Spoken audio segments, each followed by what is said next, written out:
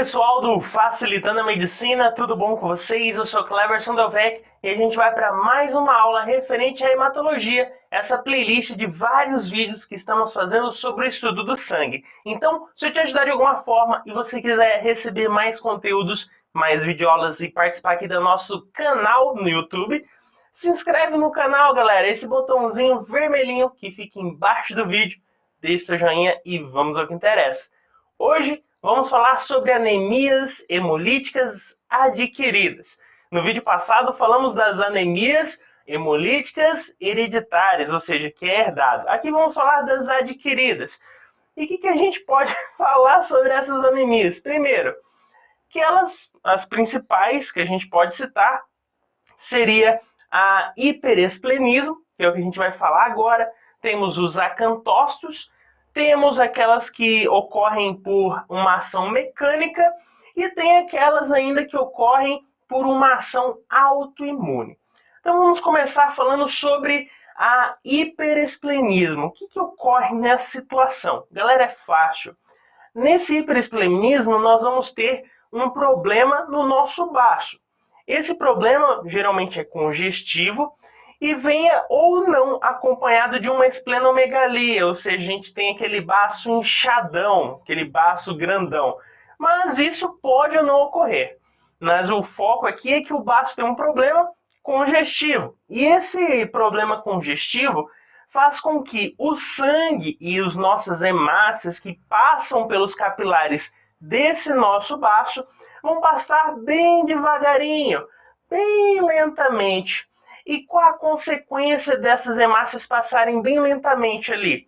É que, como as hemácias estão dando bobeira nesse baço, passando bem devagarinho, os macrófagos que estão presentes nesse baço vão acabar o quê? Fagocitando e destruindo essas hemácias. O quê? Levando a uma hemólise dos nossos eritrócitos, e assim a gente vai perdendo essas hemácias. E claro, isso pode levar a uma anemia. E também a gente pode encontrar trombocitopenias, neutropenias, vão perder várias células sanguíneas. Claro, está passando bem lento o sangue ali, os macrófagos vão botar para sentar a lenha. Vai acabar matando várias células, mas o nosso principal alvo é as hemácias, porque vai causar uma anemia. E claramente, o que a gente vai encontrar no paciente? Uma hiperplasia reativa da medula óssea. Por quê? Porque se eu estou perdendo hemácia, essa medula óssea que produz hemácias, produz células sanguíneas, vai tentar produzir mais e mais células para tentar repor aquilo que foi destruído. Então, galera, nós falamos do primeiro tipo, que é o hiperesplenismo, que pode levar a uma anemia hemolítica adquirida. Então, resumindo, hiperesplenismo, um problema no nosso baço. Congestivo, geralmente, que vai fazer com que o sangue passe lentamente por ali. E isso vai fazer com que os macrófagos tenham maior possibilidade de fagocitar e destruir essas hemácias. Eu perdendo hemácias, vou ter uma anemia. Então, hiperesplenismo é basicamente isso. Agora, outro motivo que leva a uma anemia hemolítica adquirida seria os acantócitos. E o que seria isso? Galera, esses acantócitos ele ocorre basicamente entre 5 a 10% dos pacientes com uma cirrose hepática e avançada. E o que seria isso, galera? Geralmente a gente tem um aumento do colesterol e da lecitina nas membranas da hemácia. E esse aumento dessas substâncias vão fazer com que a membrana da hemácia tenha formatos meio anormais, se assim a gente pode dizer. E que formatos seriam esses? Primeiro, a gente pode ter as famosas hemácias em alvo, como a gente vê aqui, e também os próprios acantócitos, que parece que saem espinhos dessa célula, dessa hemácia. Então é exatamente isso que a gente vê. A gente vê essa hemácia toda deformada, onde a gente vê, parece que tem espinhos saindo dela. E claro, galera, se eu tenho uma hemácia com um formato todo irregular, é óbvio que quando ela passar por algum obstáculo, algum capilar muito pequeno, ela vai ser destruída por uma ação mecânica, até mesmo porque ela não tem uma resistência de sua membrana. Então ela acaba sofrendo hemólise. Então, mais um problema que leva a uma anemia hemolítica adquirida seria os acantócitos. Lembrando, comum em pacientes ali, cerca de 5 a 10% dos pacientes com cirrose já avançada.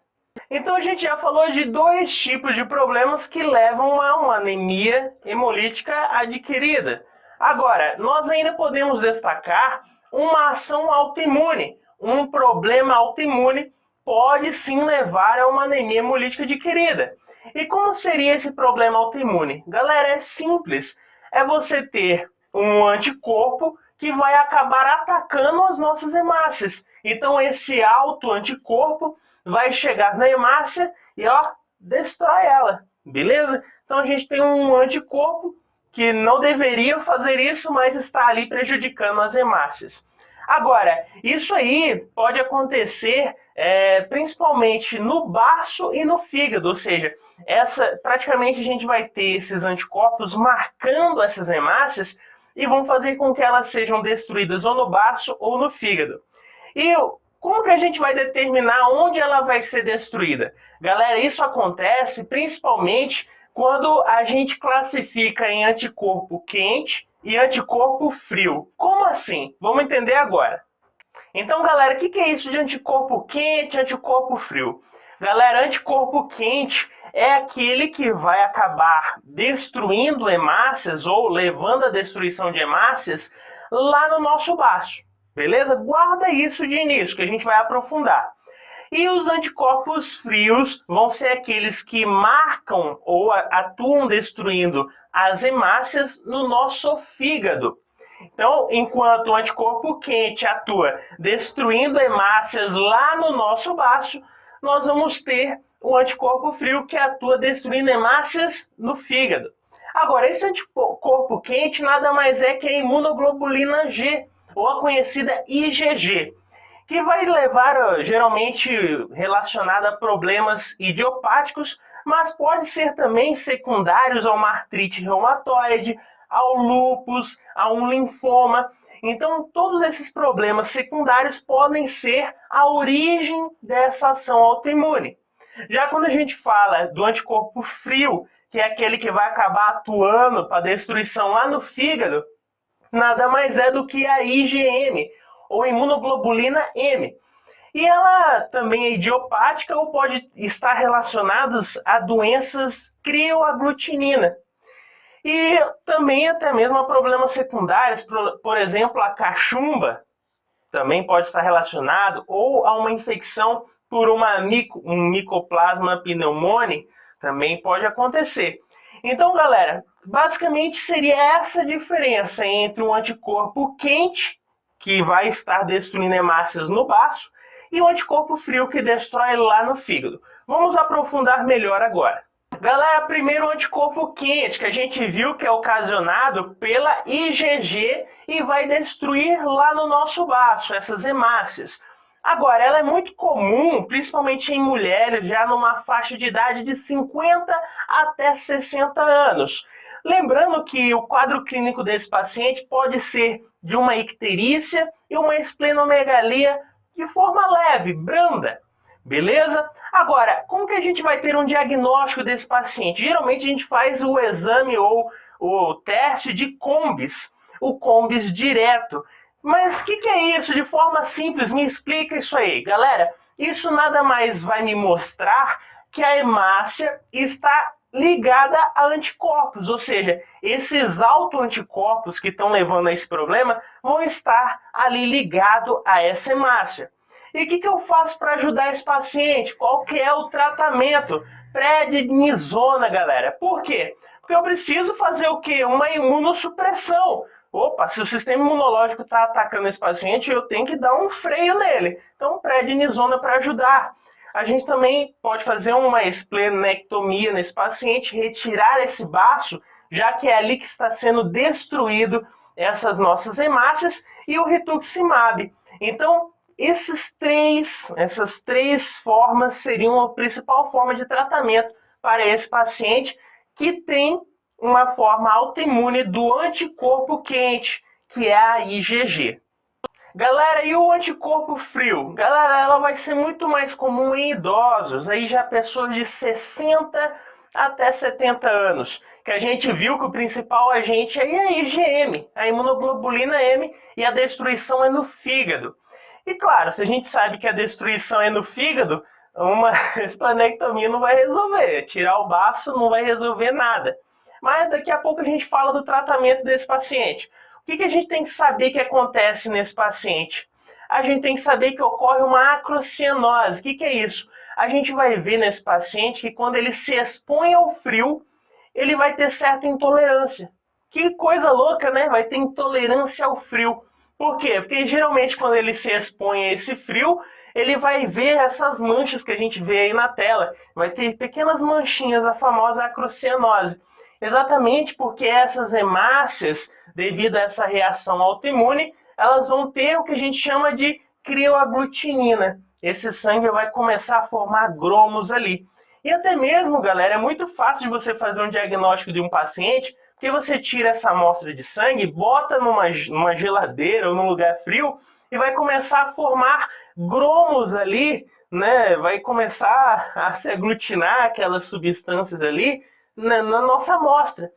E a partir do momento que você tira aquele sangue daquela região fria e até mesmo deixa na sua mão, que é mais quente, ela vai começar a ir voltando ao normal aos poucos. Então, galera, é muito simples. Claro que você não vai usar isso para diagnóstico, mas você pode ter aí esse teste também.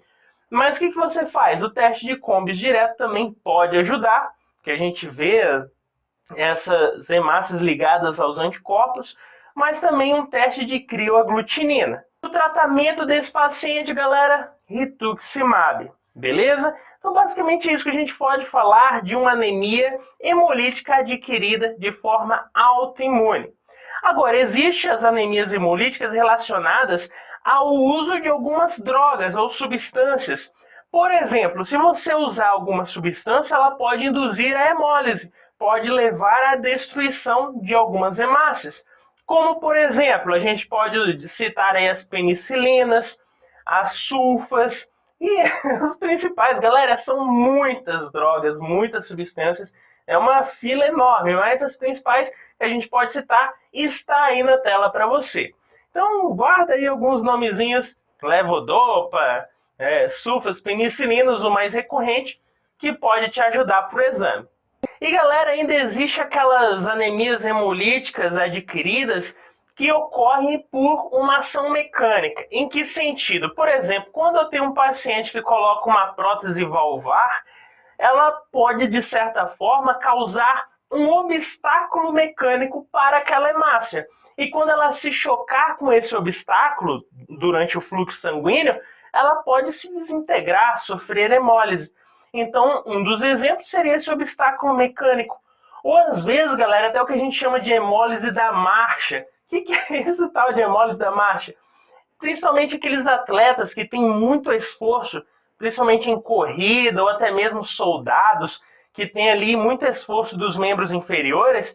Esse esforço, esse choque, essa ação mecânica, de certo caso ali, esse esforço constante, pode levar à hemólise também dessas hemácias, devido aí a esse esforço, esse trabalho intenso que eles desenvolvem, principalmente em atletas. Conhecido hemólise da marcha em atletas, por exemplo. E a gente ainda pode citar outros problemas relacionados a esses obstáculos mecânicos. Outro exemplo que a gente pode citar são as anemias hemolíticas microangiopáticas. O que seria isso? Galera, de forma bem simples.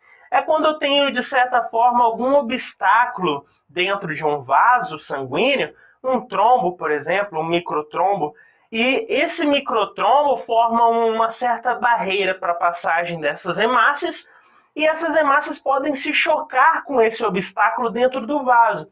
E esse choque das hemácias dentro desse vaso com esse obstáculo ou esse microtrombo, claramente vai levar aí a romper essa hemácia, vai levar à hemólise e claramente pode levar aí de certa forma a uma anemia, que é uma anemia hemolítica adquirida. Então, pessoal, com isso fizemos mais um resuminho. Se eu te ajudei, deixe seu joinha, se inscreve no canal e vamos continuar os nossos estudos referente ao sangue. Valeu?